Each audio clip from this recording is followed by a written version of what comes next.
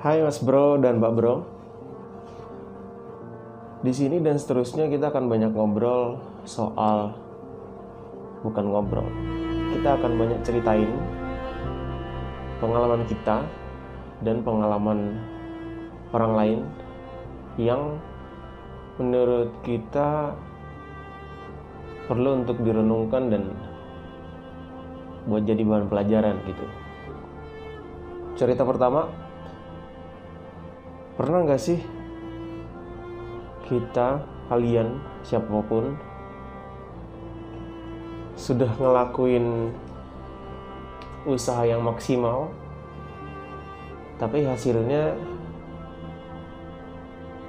gak maksimal gitu? Kayaknya gak menunda-nunda untuk ngelakuin gitu. Ada orang yang ketika dia dapat ide bagus, ketika dia pengen lakuin, dia harus pikir ini berhasil atau enggak gitu. Dan ini ya hashtag mulai aja dulu gitu. Coba lakukan apa yang bisa dilakuin daripada menunda-nunda. Sudah dilakuin berhari-hari, berbulan-bulan, bertahun-tahun, tapi gak dapat hasil yang maksimal. Hasil yang gak maksimal itu bisa aja dari sisi feedback orang, pandangan orang sama apa yang dikerjain. Dan yang pasti karena kita lagi ngerjain sesuatu, berharap ada keuntungan finansial gitu. Nggak tahu ini lagi usaha, lagi apa ya, kayaknya usaha lagi bercanda sama waktu gitu. Dan bahkan ini juga kayak lagi ajang pembuktian, bener nggak sih sebenarnya kerja keras itu adalah kunci dari keberhasilan gitu, kunci kesuksesan. Nggak tahu, antara waktu, kerja keras, keberhasilan, kayaknya tiga-tiganya lagi main petak umpet. Nggak tahu mana yang benar. Yang pasti waktu selalu menang gitu. Dan balik ke awal tadi, pernah nggak sih kalian ngalamin itu? Udah coba berusaha semaksimal mungkin, tapi nggak berhasil. Entah itu dalam bentuk pekerjaan, lagi ngikut lomba, lagi ada masalah di keluarga, pasangan, pertemanan, apapun itu. Bahkan video ini ada setelah udah mendengar cerita, coba direnungin, ngalamin sendiri gitu. Bener juga ya, kayaknya usaha kerja keras tuh kalau memang belum waktunya gitu dan belum tepat, kayaknya hasil nggak tumbuh-tumbuh juga gitu. Butuh kesabaran dan entah kapan. Kalau kalian, Mas Bro dan Mbak Bro sekalian, ada yang pernah ngalami itu, boleh komentar di bawah, nanti biar kita coba obrolin, kita ceritain. Sampai akhirnya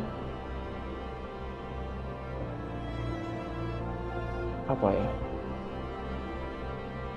terbawa ke titik dimana kalian gak bisa istirahat gitu. Dulu ketika dengar cerita orang tua khususnya, kayaknya sulit tidur, gak bisa tidur, kayaknya aneh gitu. Kayaknya sepanjang dari kecil sampai SMA, kayaknya buat tidur tuh kayaknya gampang, karena seharian capek di luar, pulang mandi, beres-beres, dan kamar tidur. Tapi kalau sekarang mendengar cerita teman-teman, ngalamin sendiri, ada yang nggak bisa tidur karena banyaknya pikiran, karena tekanan di pekerjaan, tekanan di hubungannya, banyak lah yang spesifikasi kasusnya tuh ada banyak gitu. ada cicilan, banyak lah. Kalau masalah kalian apa, boleh komen di bawah. Sampai akhirnya nggak bisa tidur gitu, badan capek, fisiknya capek, tapi ketika dibawa tidur mata tertutup tapi kepala itu kayak muter terus. Sampai sejauh ini bingung sih kenapa ada orang kayak gitu, bahkan akhirnya mengalami kayak gitu. Ada teori kayak gini, kalau kebutuhannya tercukupi, anggaplah kebutuhan tercukupi itu kita sebut dalam 3 hal ya, secara materi, mentalnya, jiwanya, dan juga secara spiritualnya. Ketika itu terpenuhi, kayaknya gampang-gampangnya tidur gitu. Anggaplah kalau kita ngomongin materi ya, keuangannya cukup, lagi nggak ada utang, nggak ada cicilan apapun, itu aman-aman aja. Itu yang pertama. Yang kedua, secara jiwa nggak lagi ada masalah apa, mental health nggak ada, aman-aman aja. Dan yang terakhir, secara spiritual, hubungan sama Tuhan, doa, jam ibadahnya, jam sholatnya, aman-aman aja gitu. Tapi kalau tiba-tiba nggak bisa tidur, biasanya nggak seimbang antara ya lagi ada tekanan di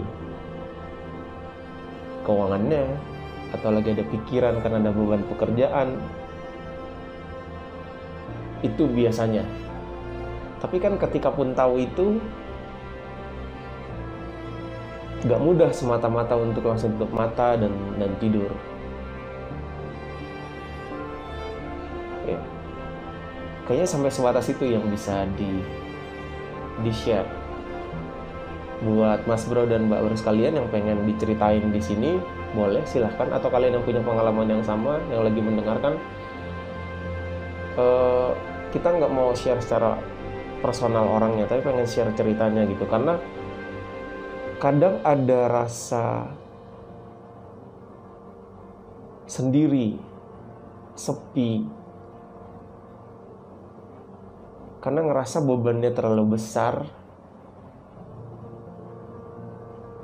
kayak ngerasa ngenanggung sendiri gitu. Sampai aku nggak tahu apakah kalian pernah mendengar, tapi untuk mendengar orang yang kita sayang, orang dekat sama kita, sakit, sedih, bahkan bilang mau bunuh diri, itu menyedihkan sih.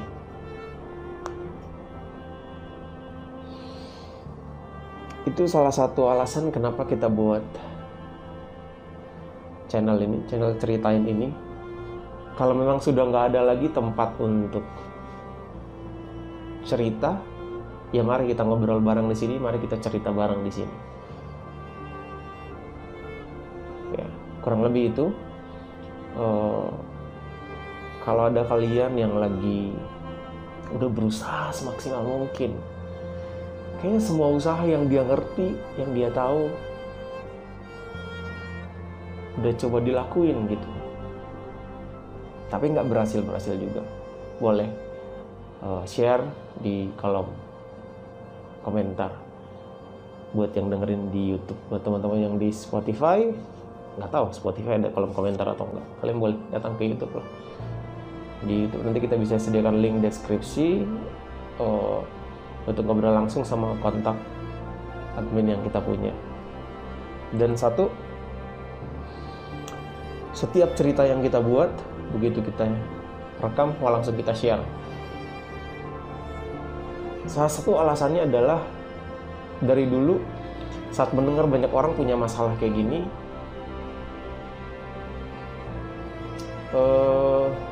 kalau harus nunggu editor yang bagus, buat editing yang bagus, kayaknya nggak jalan-jalan. Jadi langsung direkam, langsung di-upload aja gitu, langsung diunggah aja. Tapi buat kalian misalnya yang tergerak pengen jadi volunteer, pengen jadi sukarelawan untuk menjadi editor, boleh silakan kontak kita. Itu aja sih Mas Bro dan Mbak Bro sekalian. Sampai ketemu di cerita selanjutnya. Senang bisa berbagi, pasti bermanfaat. Selamat berkarya.